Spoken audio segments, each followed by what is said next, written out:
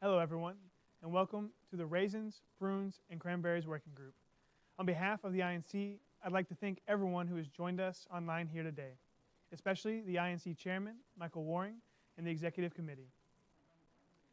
This working group session will be chaired by Sunsweet Growers President and CEO, Dane Lance, and he will be joined by an international panel of experts who will highlight the state of the raisin, prune, and cranberry industry, talk about supply and demand, and give them the next crop forecast. Thank you to everyone for taking time out of your busy schedules to be with us here. Before I pass the mic to Dane, I'd like to cover some general housekeeping rules.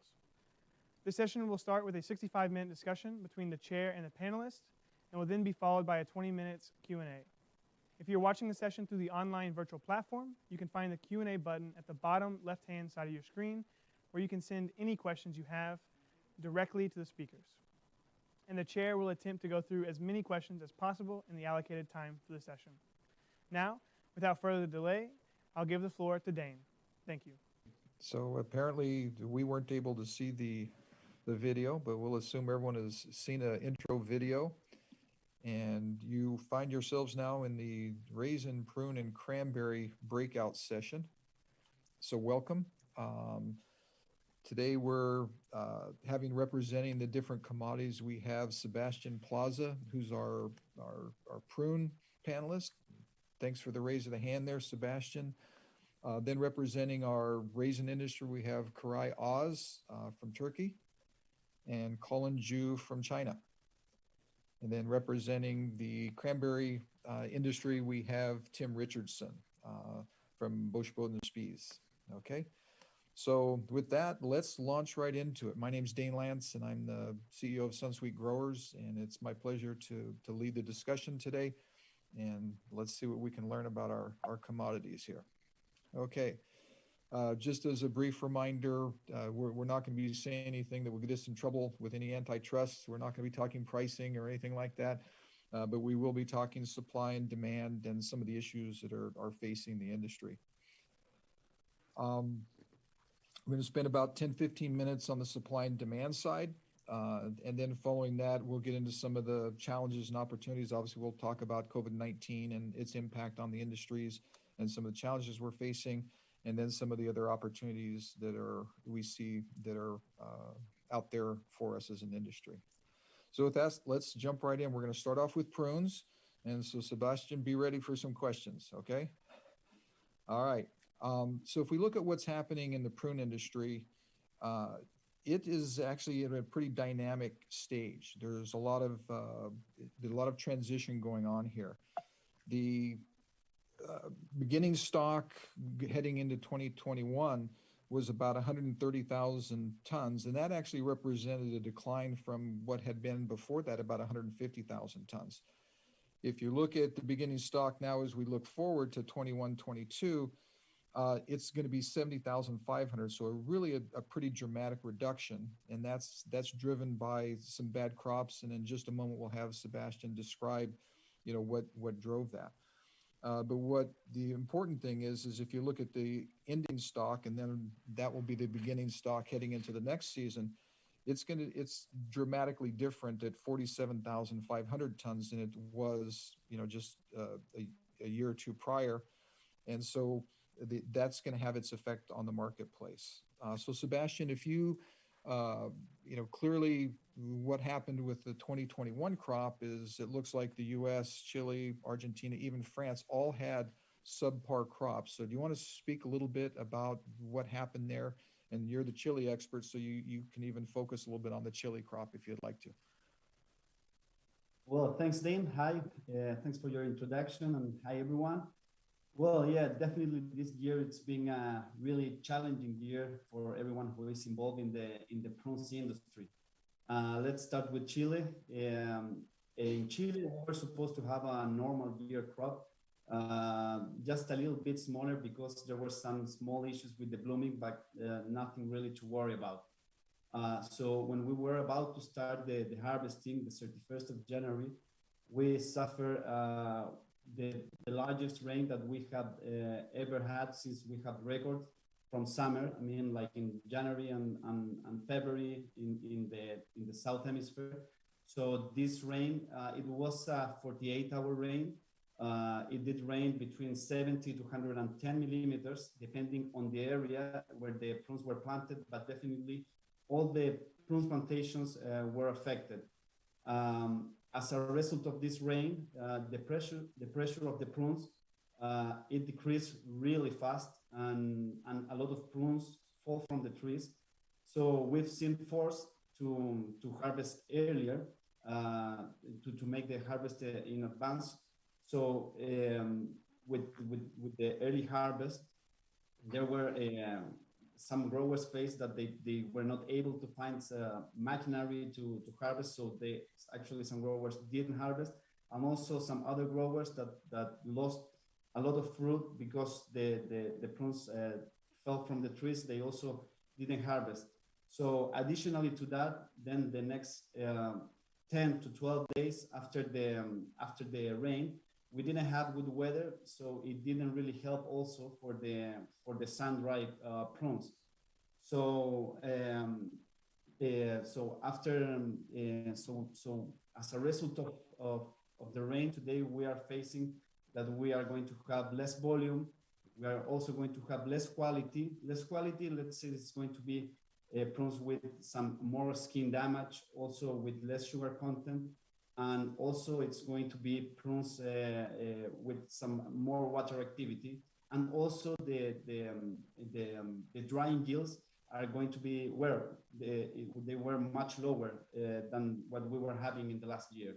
So then we as processors of prunes, we have a big challenge where we have to get a good product with the raw material that we have. So fortunately, we have a good machinery, we have a good technology, but that means that we are going to have a lot of prunes rejected. So, well, in Chile, that's how we went from the 55,000 tons, according to the Chileprunes Association numbers, to 35,000 tons. So that's in Chile. Well, in Argentina, similar situation did happen.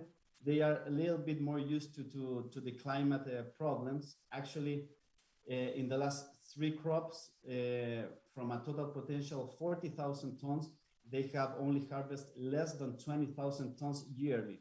So what did happen this year in France, in Argentina, it was that in December they have 1 big rain and then 2 more big rains in January. And for that reason, they have same problem in Chile with the pressure of the prunes. Actually, well, they also didn't have enough machinery to make all the harvest. So they were actually some growers that they harvest with labor. They hire labor to harvest with hand picking. And this year, the expectation, as you can see it in the chart, it's going to be 12,000 tons. So then in France, what we saw in France is that they were carrying really big inventories from the last years.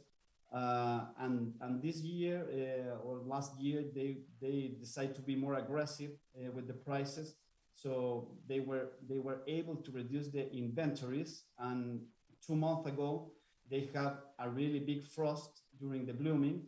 And so today they're in a position that they will have a carrying of 28,000 tons plus this crop of 20,000 tons.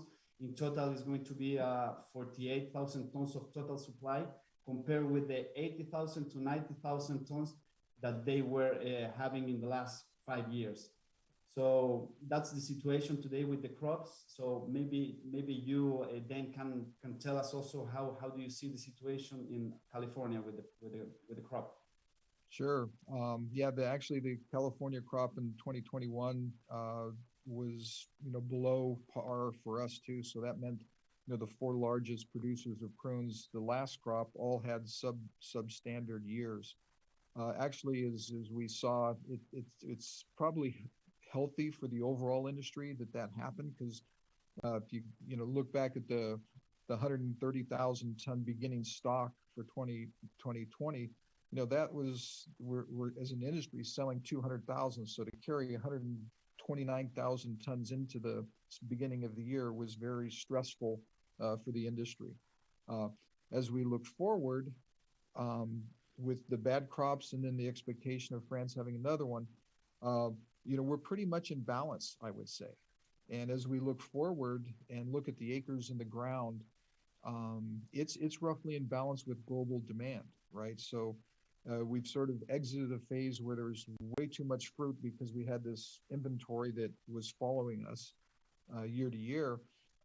Now that's mostly been resolved, and going forward, it should be an industry that's more in equilibrium, and hopefully will breathe some life into the growers, frankly, because I think if we look around the world, because of the oversupply, there's been acres that have come out of the ground.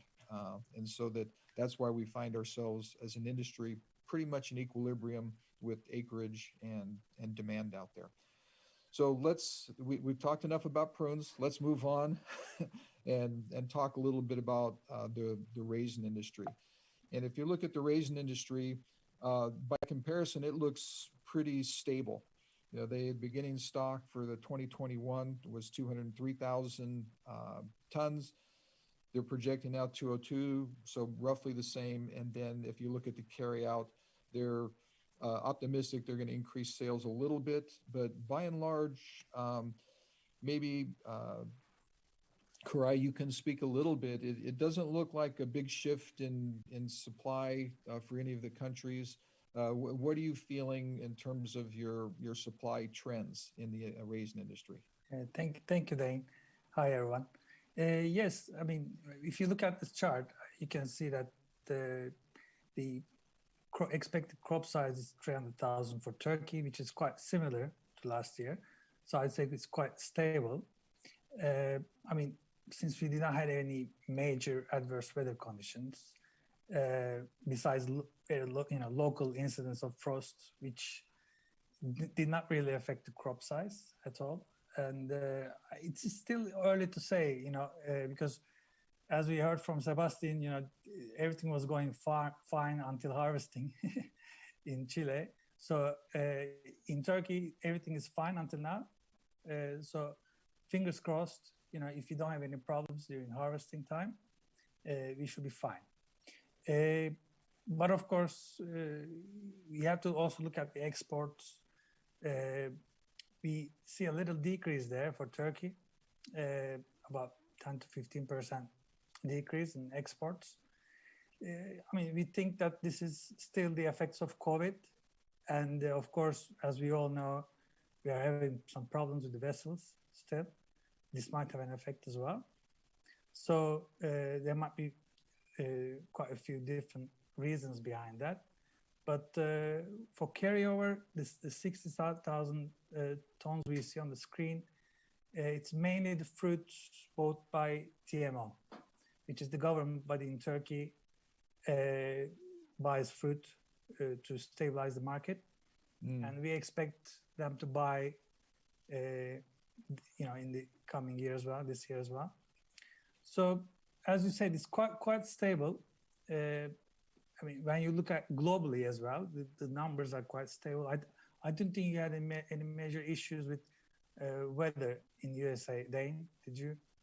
No, not really. It's been the weather's been fairly stable. If anything, I know the acreage seems to be stabilizing. I think you had heard the same thing, but that's after a period of some acres that have come out of the ground. So it seems like maybe there's an equilibrium been reached in the U.S. with the acreage. I mean, acreage in Turkey, I don't think there's much change at all. The acreage is quite stable in Turkey. Maybe slowly growing, but not so much. So, overall, quite for this time of the year, it's quite good. Everything is on track. Okay, Colin, how about China? Is acreage pretty stable in China, or what's happening with the raisin industry in China? Yeah, in fact, it's very stable for your acreage in China due to the limit of the water. In fact, every year there will not so big change for a crop size due to acreage is very stable. So every year, but here I would like to let you know, in fact, even the total volume is not a change, but in fact there is a little change in it.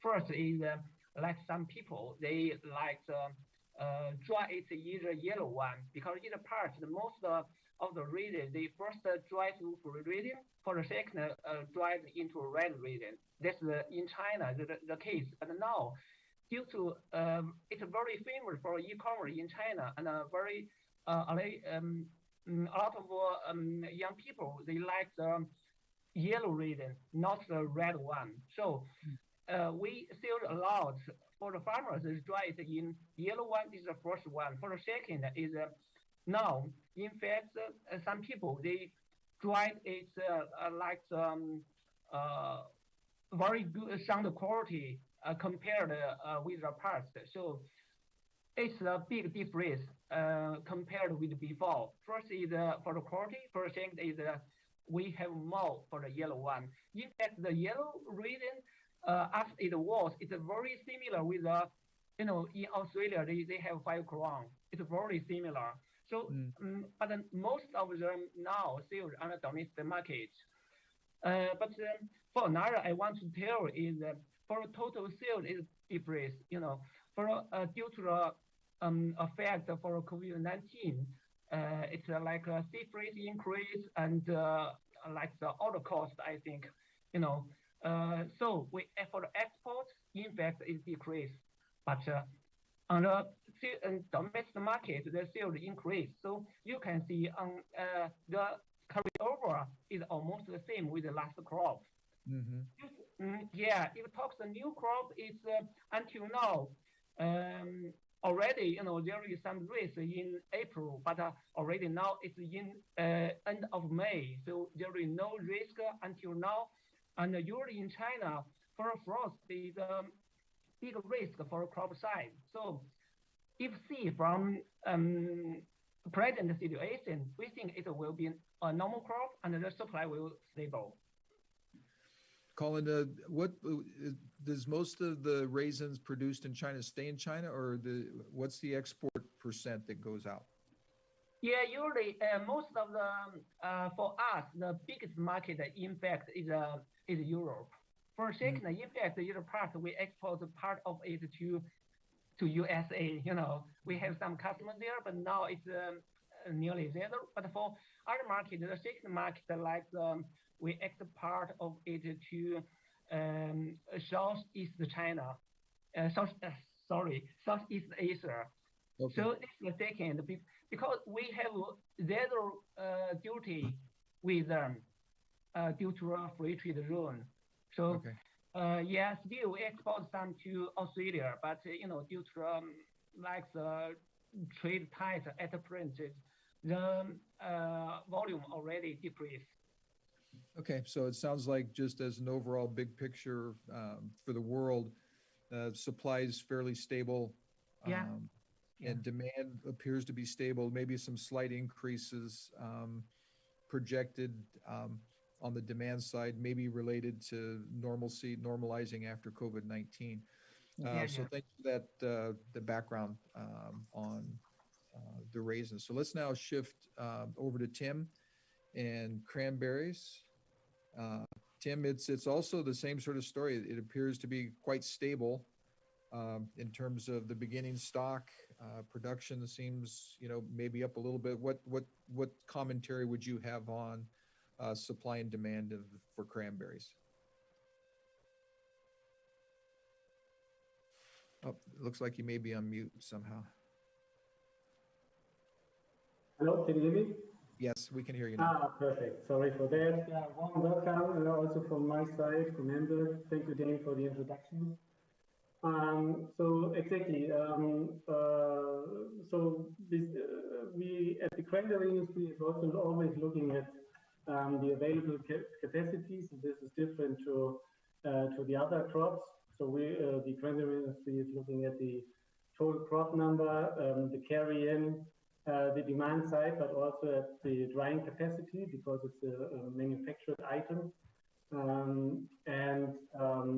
The drying capacity and the demand have been over the last couple of years being balanced, so no big changes there. But the last 2 years, so the crop 2019 and the crop 2020 were below average, which has resulted in a tight supply situation of frozen cranberries, or the raw material used to produce sweet and dried cranberries. And the industry is hoping to have an at least average crop this year in 2021, so that we can meet the increasing consumption and demand for sweet and dried cranberries, and increase also the output and capacity for sweet and dried cranberries. So this is reflected here in the numbers.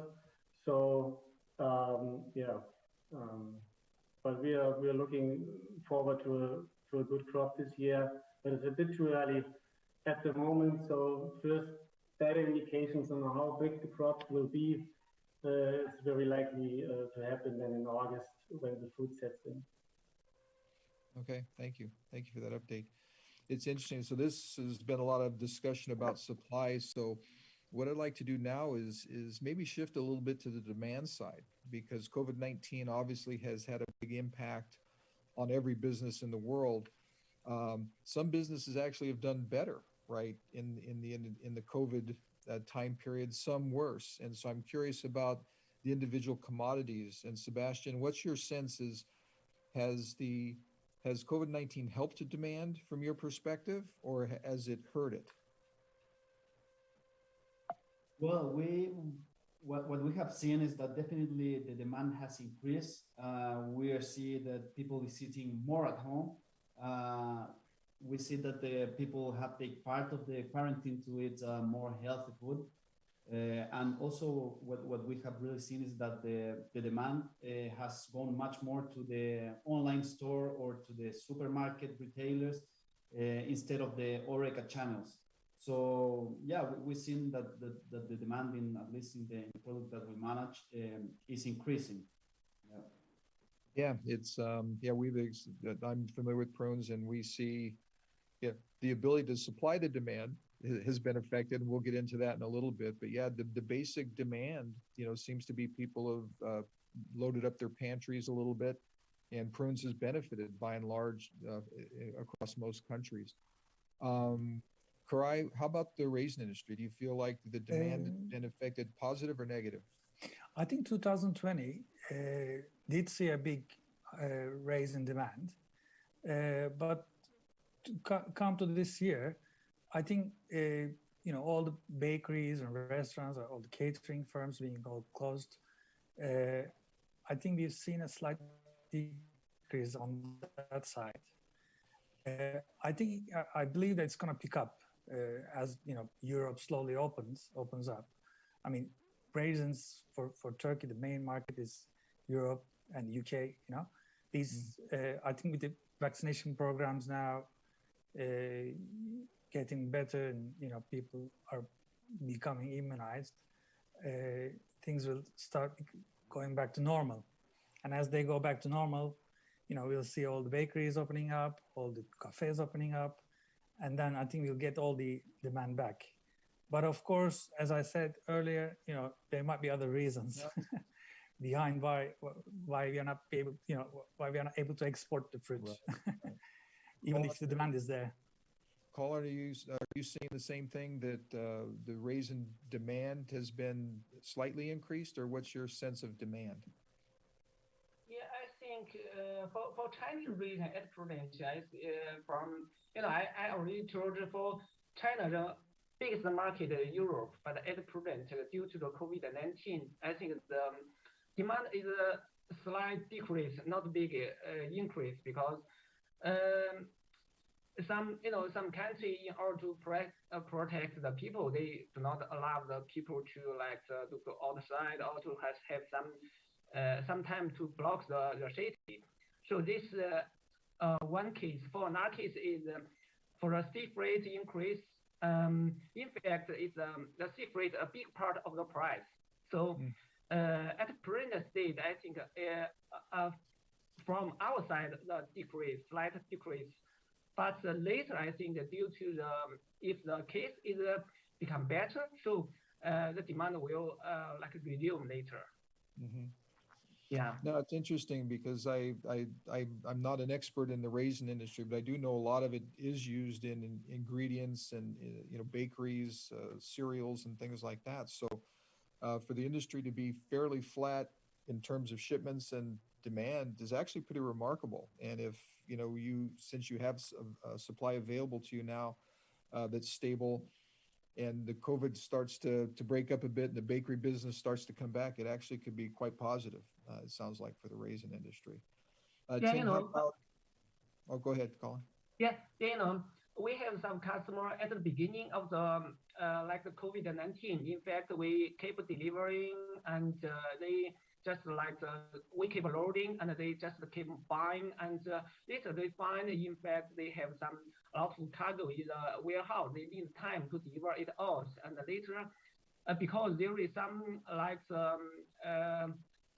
some countries they block the like the barrier, and they do not have the like so convenient to deliver to different countries. Like we, if we export the resin to Holland, usually they need to deliver to Germany or to Italy, to different countries. But at that time they already have some like the inconvenience to deliver it, so they need more time, and later they decrease they delay the loading time. But in fact, even the loading, like the total loading volume decreased, but in fact they have some demand. But they already told us you need to delay. But later we still keep the like we have demand, but we need some time. Like Right. this case, yeah. Some time to catch up. Yeah. Tim, how about on the cranberry side? Do you feel, because I know there's a lot of cranberries that goes into ingredients as well, so has demand been able to keep pace, or what's your sense? Yes, so at the beginning of the pandemic in 2020, we saw a decrease, and it really depends on the region. So each sales region, but also category, was affected differently. So obviously in the bakery segment, we saw a decrease in sales or demand because high-speed bakeries were closed. But on the other hand, then we saw an increase in cereals, in the cereal category, because of higher consumption at home, and then especially in the snacking industry, so trail mixes, and that could make up a lot of the volume that was lost basically in the other categories. So the healthy eating trend, snacking, fried fruits and nuts at home, that helped us a lot. And luckily now that we are getting out of the pandemic, we are in most sales regions back to pre-COVID growth rates. Okay. Very, very good. Interesting. So I know all of us, and it's been mentioned briefly by most of you, some of the freight difficulties that have been plaguing us. Do you see that as now behind us, still being resolved, or do you see it getting worse for your industry, the freight issues and delays? Let's start with Sebastian. Do you see freight issues continuing or starting to get better? Well, actually, we are now in the season where we are exporting in Chile a lot of volumes. Not only in the prunes raisins, we also having like fresh food, and we are also having the crop of walnuts that is year by year getting larger and larger. Also the avocado. So we are not seeing that the situation is getting better. In the prunes and in the raisin situation, most of the exports that we do it in 20-feet containers. And today we see that the shipping lines are giving priority to the reefer containers and also to the 40-feet containers. So the shipping lines are actually rolling our containers 1 week, then to the next week, and we're in the port with lots of containers, and they are stuck there. And in some cases, actually, the shipping lines are not confirming the booking. We are also seeing an increase, of course, in the tariffs. It's a crazy increase. And also, well, we've been noticed by some shipping lines that there are actually not doing some routes. So today is with some shipping lines, there's no way to get to some places. For example, we are just next to Peru. Today, all the ships that comes to Chile, they get full of containers and they just go straight to Europe or to Asia, and they are not stopping in Peru, and we are getting stuck, and it's something that we are not seeing that it's going to get solved in the next days. Something that will take us a bit long. It's, if you look at your crystal ball, do you think it's 2 months before it unravels, 6 months, or what? Do you have a sense for that? I would like to have it, but I think that at least 2 months more with this, 2 or 3 months. Then, well, then because of the fruit, it should get a bit lower the exports as Chile that we will have to do. So I hopefully I think that will get better, but at least for the next 2 months will not. Okay, what's how about Karai? Karai, are you having the same difficulties? We are having a lot of difficulties, and it's still going on, and we don't see anything improving at all, especially these days. We just hope that it's going to get better, and we just hope that the shipping lines are not actually taking advantage of the situation, because we started asking these questions now. Are they enjoying this? Because it is really difficult, and it's becoming really, really costly for everyone. And it's interesting. We're facing the same thing in the U.S. That it's things are rolling. There's shipments making it out, but it's always delayed and delayed. So we have a sense it's starting to free up a little bit, but it's still several months before we even think about seeing something normal, right? Yeah. So and we often have our suspicions as to whether the freight companies are enjoying too much the situation. I mean, if you're getting paid for a cancellation, that I think that means that space is reserved for someone is paying more. Which is a shame, I think. No, I know we have containers that we need to get to, say, Asia, that they're leaving here empty because they're making so much money shipping it out that they're willing to ship them back empty rather than load them up with stuff. So it's problematic. I think it's a big issue. Yeah. Tim, from your side, are you seeing any? I mean, do you see it as taking another quarter, half a year to finally unravel? What's your perception? Yeah, according to our logistics team and also the news we get from experts, it will take a few more months, I guess. At least that is what I hear. Maybe another aspect is also that due to the incident of the MS Ever Given in the Suez channel, we see now another problem, which is that a lot of the destination ports are blocked with containers, basically. So they have been delayed, and now they are arriving all at the same time. So it seems the shipping lines have issues managing all these containers arriving, and therefore we have some short-term cancellations, so that a certain port of destination gets changed from Hamburg to another port and vice versa. And that is a challenge for a lot of customers and the logistics team. Yeah, it's challenging to say the least. And we're just focusing on getting our products. We talk about the freight just to get our products where they need to be. But I think all of us are facing challenges on the inputs we need too, right? So I know some packaging.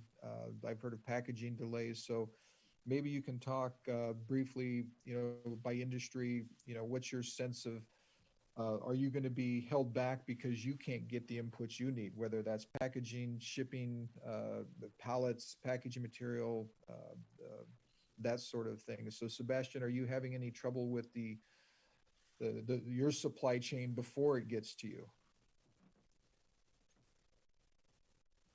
Well, yes, definitely. We have had in the last year we have fortunately most of the supplies that we need they are all made here in Chile. The supply things that we need from abroad, they're taking much longer, so we have had to adjust to the timing of of them. But also here we see that here probably we also see it in the company and in the industry. There is less people today that want to work because of the COVID situation, and then everything gets slower. So, for example, with the cartons, we have had to adjust to the timing. We have to make an advice with much more time to let them know the orders that we need. Also, for example, for the fumigations, and yeah, it haven't been easy to manage all the supply. Mm. Karai, how about you? Are you seeing those similar challenges? Definitely. As we supply the supermarkets as well, as we all know, they are becoming more demanding in terms of what they require, sustainable packaging. But on the other hand, the printers are finding it difficult to get the raw material in on time. And, and it's just becomes more difficult for us to get the packaging on time and ship it on time, and just hope that the vessel is going to depart at the right time. And it just becomes more complicated. And so to answer your questions, yes, we are seeing a lot of problems from our packaging suppliers, and the prices are also going up as well. Yeah, it seems like it's consistent across all countries. And Colin, you mentioned earlier as well that you're seeing difficulties in that area. I'm curious about labor in the various parts of the world.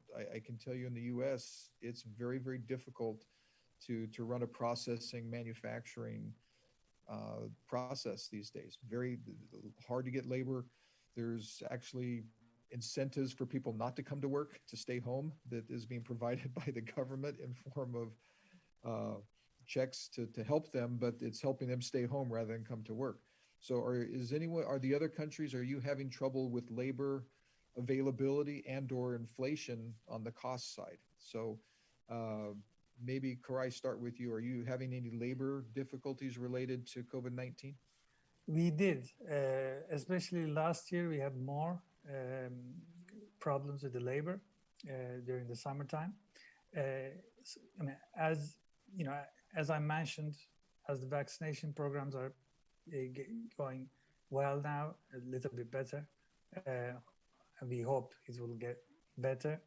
The workforce is back on its feet, but in terms of costs, the costs are going up, and it just becomes more difficult, as you said, right, to get the people in.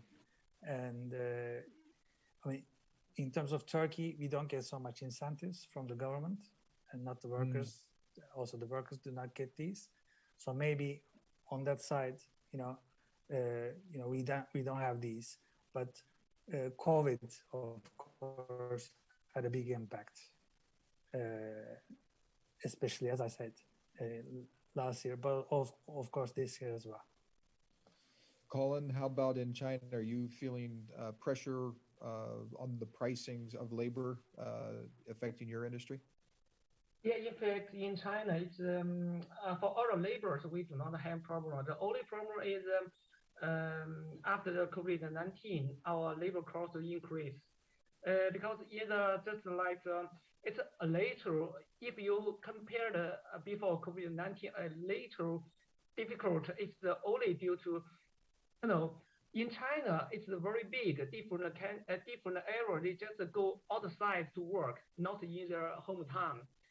Due to the COVID-19, they go to the hometown, then they do not like to come back. They only work in their area. But for us, we are located in the Shandong province. It's just the nearest sea. So you do not have this kind of people. If you the local people, the labor cost increase. So only this problem. So not like we have enough labor cost, but the cost increase. Okay, enough, but it's going up. So it sounds pretty consistent. Same in Chile, Sebastian? Yeah, it is the same in Chile. Well, because of the COVID situation, the government gave good incentives to the people to stay at home. So today we are facing that there is really hard to find labor. We have had to adjust to work with less people in the processing plants, and well, also in the orchards, and yeah, it's getting much more costly at the end. Yeah. Tim, I know you're you're more on the sales side, but your sense from your suppliers, are you sensing difficulty on the labor front as well? Yeah, I mean, luckily, it doesn't require a lot of labor to produce wheat and white cranberries, so it's a very automated process. So no issues there. There were a few hiccups in the production, but this was also mainly related to delayed raw material supply, especially from Asia, due to the shipping issues and, of course, inflation of costs for the shipping. So in general, so far, no major issues, but the industry has to hold more of the raw material to be prepared for any shortages in the near future.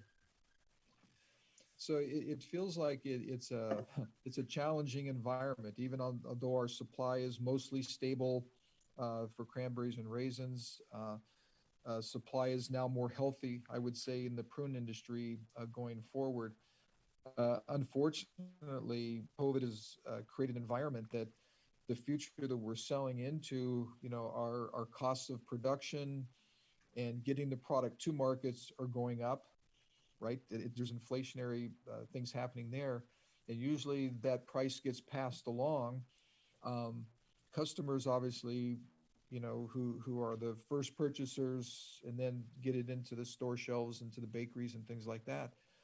Yeah, they're facing price pressures too. So ultimately, it's going to end up at the consumers having to pay a higher price. And so that typically is not great for demand. So I'm curious, each of you, how concerned are you that the otherwise stable to maybe even slightly better demand during COVID-19, we might see that fall off because of inflationary pressures on pricing? So do you have Koray, let's start with you. Are you concerned about demand, or do you think the pricing will easily be passed along with everything else because it's going up?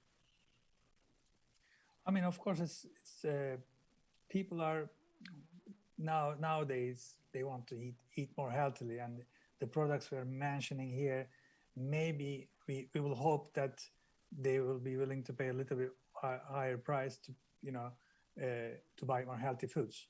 But of course, everyone has a budget, and it's going to be, as you said, it's going to definitely affect the demand, and some people will choose cheaper alternatives. Mm-hmm. And I think cheaper alternatives to our products are sweets, which are not healthy. Yeah. So, I mean, as you said, at some point, the cost will have to be passed through, and we will see how this affects demand, but I'm definitely sure it will affect the demand, as you said. Colin, you would say the same thing, it sounds like?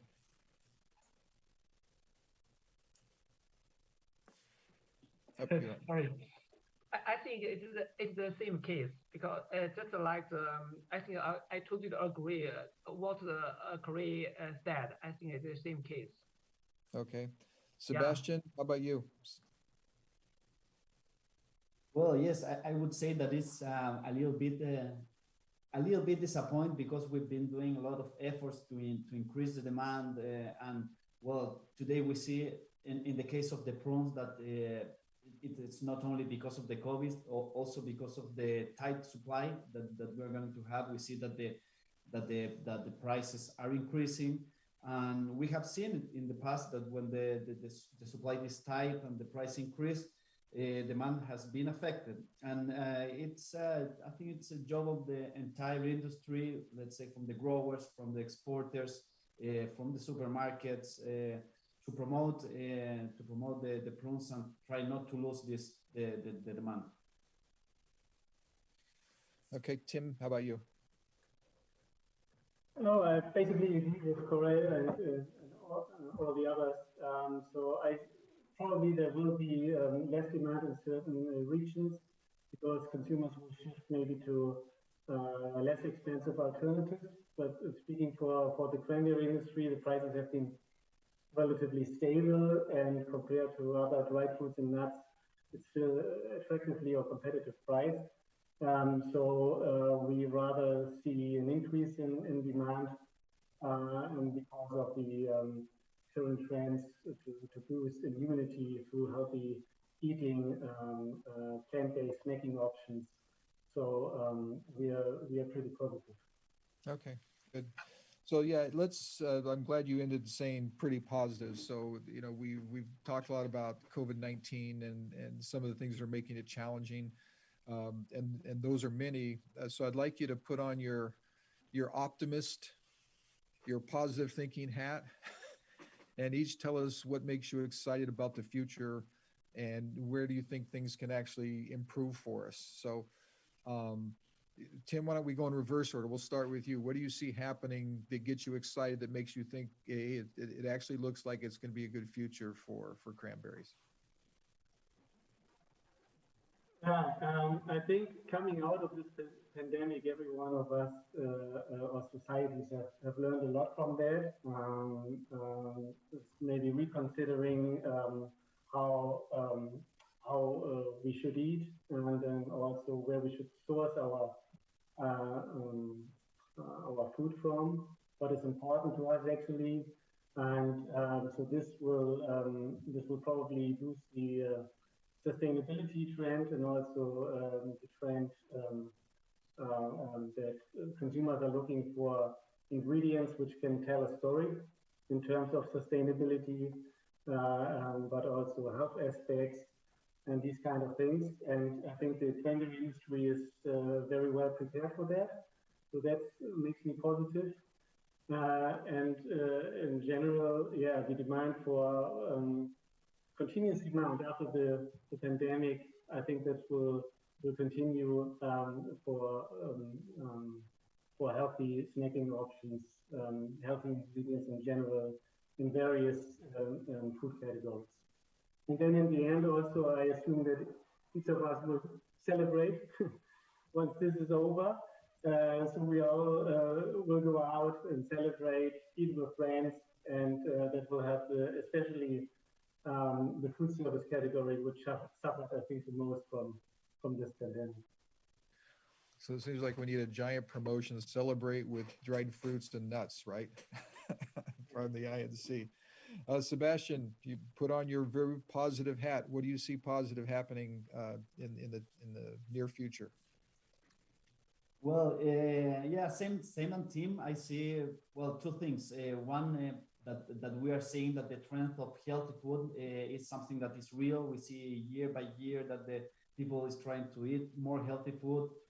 We are here with products at the front that are really good for health. In the prunes benefits, it's assist the iron absorption, good source of vitamin, it normalizes blood sugar, prevent overeating, lower cholesterol, improve the bone health, protecting intestine. It's like a really good product, and we see that the people is capturing that, and we see that demand is increasing because of the healthy food trend. And also, as a business in Chile, we see that in the last 2-3 years, in Chile, the growers start exporting fresh prunes to China, and fortunately, it's been a really good source for the growers to get a good income, because the prices that China is paying today for the fresh prunes is really good. So today, when they average what they get from the fresh prunes and from the dried prunes, it makes a really sustainable business at the end. Okay, good. Karai, how about you? What makes you positive about the future? Hopefully, COVID has taught everyone something, about themselves. Maybe, improve on their home cooking, for example, home baking.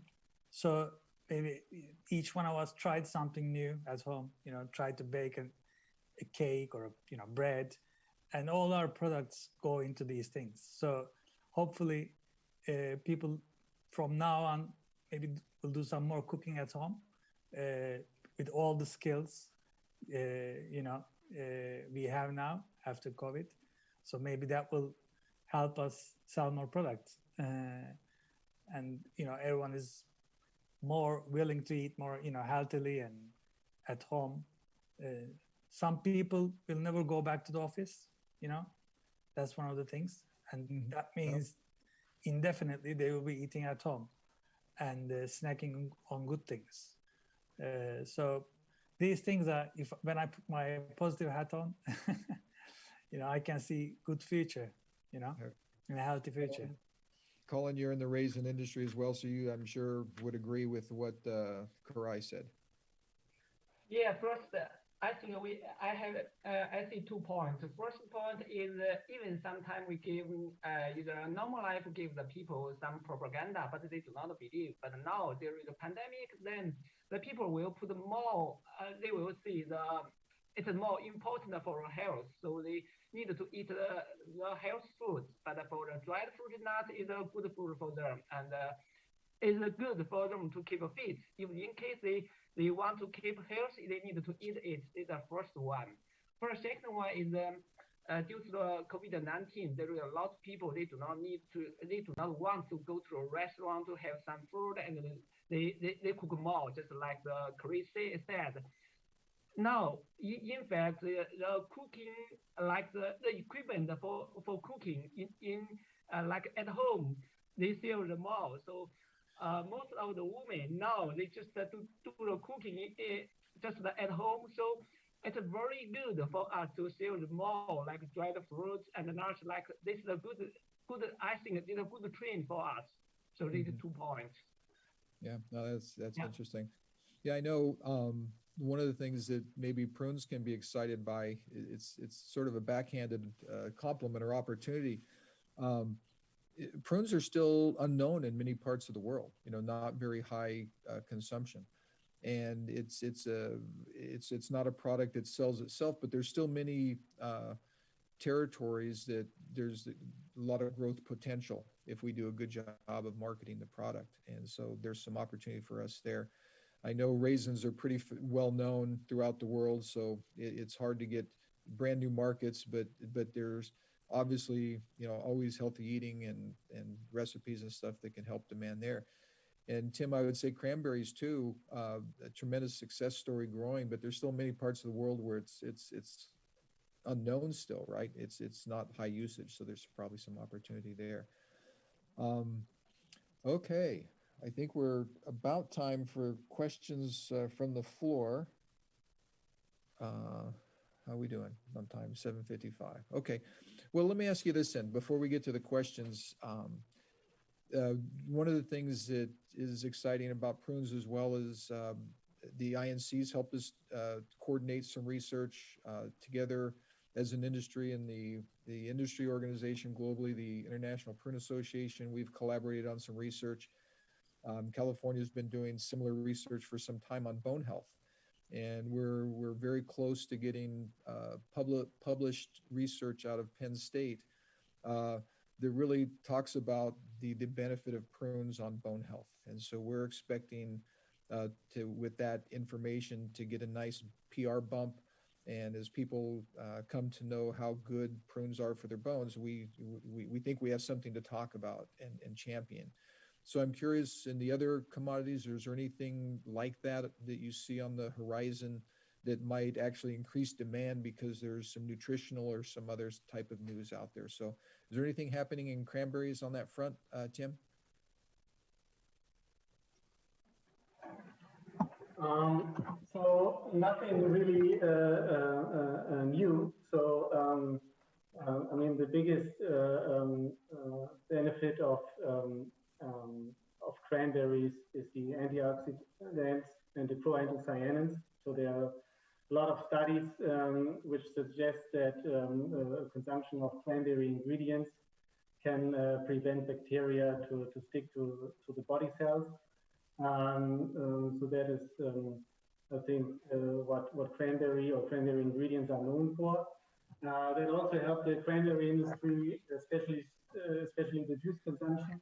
Not a topic for this panel here, but just a side note, to increase sales, especially in North America, that got a boost through the pandemic. So there's a lot of awareness about the health benefits. What's the cranberry industry is more looking into the sustainability trend and the demand from consumers to take care about sustainable agricultural practice in the future. And that's why the industry is looking at options. How can we basically upcycle the current waste? For example, in the past, cranberry seeds, which is animal feed together with the pomace. So now the cranberry industry has the possibility to extract the cranberry seeds and market those as well, because there are a lot of nutrients in the cranberry seeds, which are to the benefit for the consumer. Okay. Either Karai or Colin, anything that you see coming down that might have a positive bump on demand for raisins? Yeah, but I just like at the reason it's I think not like so clear, and I do not like so I think the trend for like for reason is only like at the point there is some new how to say a new usage. It's not either like either part, but in China now the big difference is just either part. That most of people just eat it directly, but now they just put it in the bread or sometimes they put it into a fruit bar like this. So Okay. I think, yeah, not so. A new product and inclusion, innovation there. Karai, you see that as well? So yeah, I was actually reading a report published by INC on raisins and health, which is actually published on the website, and I think it's trying to reverse the notion that the raisins are too sweet, and it's not really good for the teeth. Blah blah blah. So they're trying to challenge that, and I think they finally can scientifically, and so that was interesting. I think because trying to fight off the bad comments. So I think when more research goes into it, we can see that dried fruits does much more good than bad, definitely. Right. And we can make new claims on the packs according to these researchers. So that's good as well. So okay. Very good. So we have a couple questions that have come in, and let me turn to the first one. This is coming from Michael Rund. They put their name down, so I'm happy to give them props for giving us questions. But Michael Rund asks, hey, the nut crops in central and southern parts of the California Valley are affected by water shortages and prices of water. Do you see an effect on crop costs for prunes? Okay. And so I would say we're entering California is known for drought periods, and we're in year 2 of a drought, and whether it's going to last a little bit longer than that is to be determined. Definitely in the southern, we have a long valley, that runs north and south effectively in California, and the southern part where a lot of nuts are grown, there's definitely severe water issues, and there's a likelihood that farmers will have to make some decisions for the survival of orchards to, if they're how much water they're going to put on. So they have to think about a little bit about tree survival this year. Fortunately for the prune industry, our heavy growing areas are not in that same southern part of the valley. Most of ours are grown a little bit more north. Having said that, we too are going to have some issues with water. And even up north, there's some question if it's going to be abundant or whatever. So, do we expect this year to have a severe impact on the crop? We're not expecting it on prunes, but we're concerned about the following years. I know Chile, are you still in a drought conditions there? Are you thinking in the effect long term from water shortage? Well, actually, yes, we are in the middle of a drought. Fortunately, last year it did rain, and we were covered to irrigate the plantations that we have in Chile. But well, we are entering now into the winter, and we expect the rain to come. But definitely, yes, the situation is really bad. Fortunately, I would say that the prune trees is a really like novel tree that it doesn't need the water that some other plantations need, but it's something that is worrying us, and it's something that today we are taking care. I would take right now one time because in Chile we are actually doing some tests with some super high density plantations that this like really help to make the water efficient and also the sunlight and we are seeing that this is giving good results. So it's something that we are managing in different ways to solve the problem. Okay, very good. Any other weather related things like that affecting cranberries or raisins? I think water shortage is a global problem, and I know some companies in Turkey are doing some trials on actually filtering and reusing the water they use. So I think we will need these new technologies looking forward. Yeah, that's an interesting comment. One of the questions that came in is, this is coming from Jonathan Darnell. He said, has COVID-19 caused any long-term changes in the way raisins, prune, or dried cranberries are? Is there technology changes or things that have happened as a result of COVID? And I would say certainly things have been accelerated. There's more pressure for technology to take on a larger role.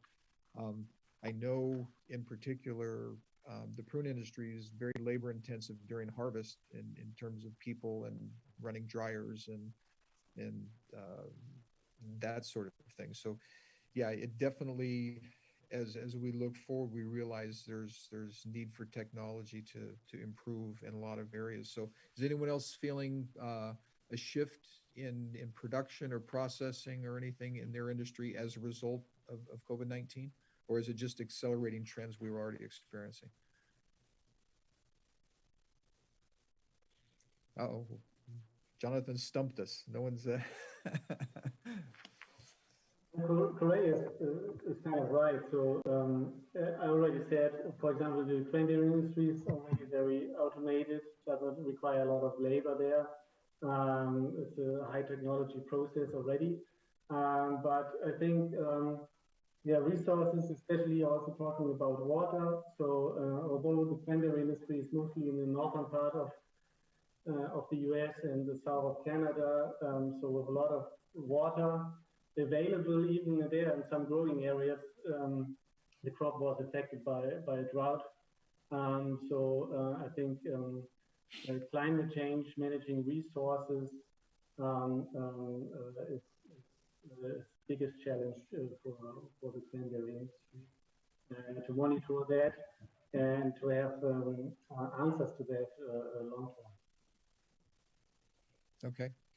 I know there's there's always ongoing efforts in California where I live to automate and in the raisin industry in particular. Is there anything that you feel you're being driven to in Turkey or China as a result of COVID or just general trends? Maybe not as a result of COVID, but as the costs increase for energy, for example, we are having to look into using sun as a power of to power our factories.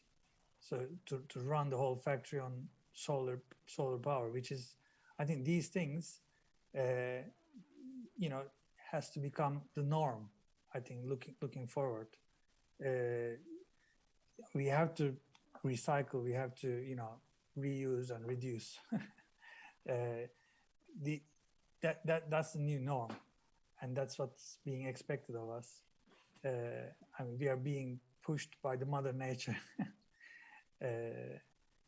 So yes, I'm definitely seeing new technology coming in and being used to become more environmentally friendly and sustainable. Okay, this next question is again by Jonathan Darnell. It's a good question as well.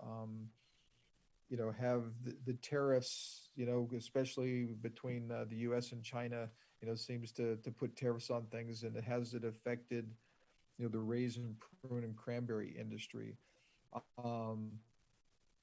And I would say it certainly hasn't helped, but I know that it's driven away business on the prune side. That they're still flowing, and so yeah, it's obviously not as strong as it once was, but it's not as though it's come to a standstill either. Sebastian, have you noticed anything in your shipments to China reflecting any sort of tariffs or barriers like that? Well, definitely, I've been seeing it. I see that the part of what the U.S. Was taking in China, now that they're having the tariff, we as a Chilean that we don't have tariff with China, we have seen how the demand in the prunes and also in the raisin has increased, and today it's becoming a really important market. And I would say that maybe 5 years ago, it was a country where we actually didn't have much export to China. Definitely wasn't one of our main markets, and today it is, and it's an increasing market. So hope the tariffs stay like this. And I don't know about the raisin industry. I assume, do you know, Colin, if there's any issues, or has the balance changed at all in terms of the raisins from California going into China? Yeah, in fact, even now, there is a tariff and due to the trade war, but in fact, we still import some like raisin from USA, but usually they do not import to deliver to China directly. They deliver to like Malaysia or Vietnam, through that country to just like to transport to China. So this avoids the too high tariff. So still we on the domestic market we have some reason, but and the price not so high. So we still have channel to import it, but not so convenient compared with before. Still, if you said like the prune from Chile or from other country, it appears even now we have no tariff from if we import from Chile due to the free trade on, but with the people, the exporter, they know, there is no tariff. When they export to China, they automatically to increase the price.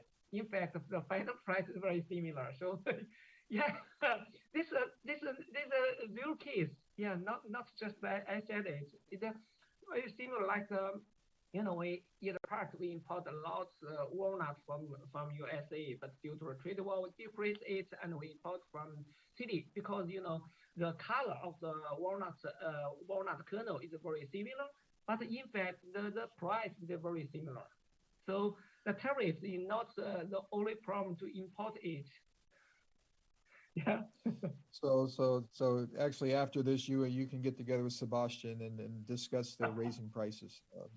Yeah, I hope I get the price. We don't talk pricing. We don't talk pricing. Hey, another question that came up is that is worth discussing is sometimes when there's pressure, whether it's from tariffs or it's on, bad crops and prices start going on, then then oftentimes you have customers default, right, on contracts, and that's not unheard of. So I guess my question is, as you're facing inflationary pressures, has your industry experienced any level of defaults that's been highly disruptive? And I would say, just speaking, I can't speak necessarily for the industry, but for SunSuite, yeah, we have people that aren't happy when the prices go up, but it's rare that we actually have people default and say, hey, because of the price, we want to default on a contract. So are you is your industry, let's start with Karai, are you having any difficulties with people defaulting as a result of the shifting environment in your destination countries? Our suppliers, we haven't seen anything from our suppliers. But of course, the industry, as you mentioned, everyone has their reasons. Some of them might be the higher transport costs or logistical problems, blah, blah, blah, or might be that weather conditions or other things. And we haven't seen anyone default us, but of course, the industry, I'm sure, has problems as always. Okay. It's nothing new. Sebastian, how about you? Have you had any issues of default? Well, in the races, the prices in Chile have been very stable, so we haven't had news. At least I haven't heard about some defaults. But in the prunes, when the prices are increasing a lot, like how it's happening now, we see that I've been noticed by some companies that there are some companies that are not shipping because of the increase of the prices. And that's why I would like to recommend now to everyone who is listening in Chile, we have the Chileprunes Association, and they take care of these issues. So if something happens, please take contact with them. And we as an association, of course, we really care that these things don't happen with the Chilean suppliers. Yeah, this is a hard question for you, and I know, Sebastian, but Chile actually has a big challenge this year, because typically you will sell, call it 65, 70,000 tons per year. That's a normal crop for you. And this year you maybe have 40,000 ton crops to sell. So that's a lot of people who are not going to be able to buy from the same place, right? So that's how it is. That's an allocation issue, right? And so that's in fact what's driving part of the pricing around the world. So is there any special words of advice or encouragement, or how do you meet that challenge? That's a big challenge. Well, it is a big challenge. That's why I was saying before that we as a whole industry, we got to be together in this kind of situation where when we know that when we are not able to supply the whole demand of prunes, well, then we probably in the future we are going to be facing some issues, some problems with the decrease in the demand. So there are many ways that, for example, what we are doing, there are some clients that we have had them to move from one size to another, or just to work in both sizes, so they are able to take the volume that they need. But it's a really difficult situation. So we try to do it in different ways. Mm-hmm. Tim, is there anything happening in the cranberry side relating to default issues or stuff like that, or is that not an issue? Well, generally, it's not an issue for the cranberry industry. Maybe although they sell into the same regions and obviously also to the same customers, I guess, like the other industries, maybe it's because the cranberry prices is pretty stable, not so volatile, not changing from each crop so significantly. So in general, we are not experiencing a lot of defaults on contracts, luckily.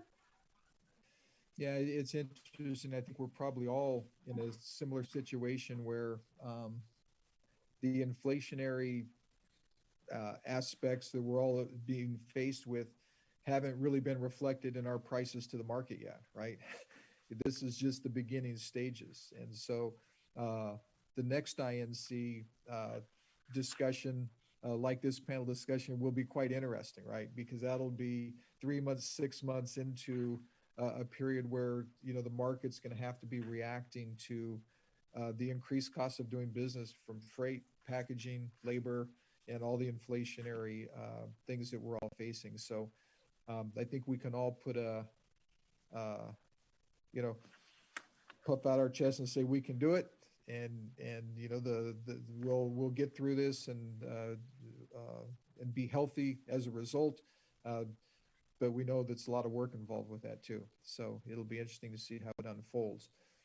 We're coming towards the end, so I've been trying to drive questions. Is there any questions you have of each other that you are wondering if the other guys are facing the same challenges, or any final comments you'd like to make before we sign off?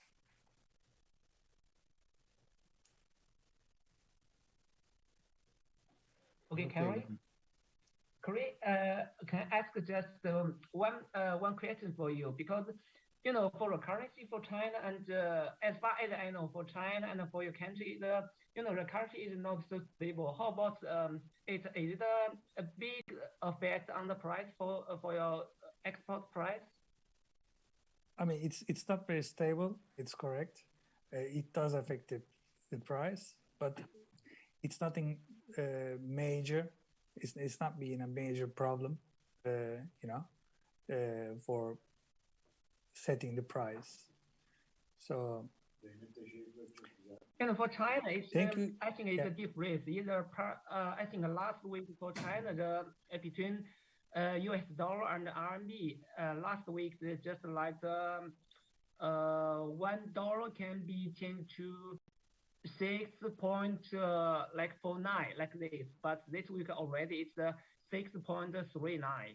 So it's a big change for us. So I think it's still changed so quickly, but I think like remember last month or in March, your like lira, between lira and dollar, it's the same case. So how about it now? I think today should be somewhere around 8.4. So, I mean, we have these changes, you know, on the exchange rate from time to time, and you know, government acts to try to control it. But of course, we see these changes, and it's not very difficult. It's not very easy to, you know, when you're trying to give a price, but at the end of the day, you have to do it. Okay.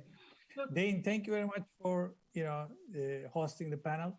I think it's a very successful one. So, and thank you everyone as well. Thank you everyone. It's appreciate your participation. You're never quite sure where the questions are going to go. So good job everyone, and hopefully those who were viewing the panel discussion were able to take something away from it that might help them in their business. I think in general, we're all proud to be in the dried fruit and nut industry. It's good that we can be competitors, but yet also come together and talk about issues that affect us all and are common to us all. So we're questions have stopped. And so unless anyone has final comments, we'll go ahead and sign off, and that'll give 5 minutes or so for people to take a natural break before they head into the next INC session. Okay. So with that, I'll go ahead and sign off. And Jonathan, are you going to come back on?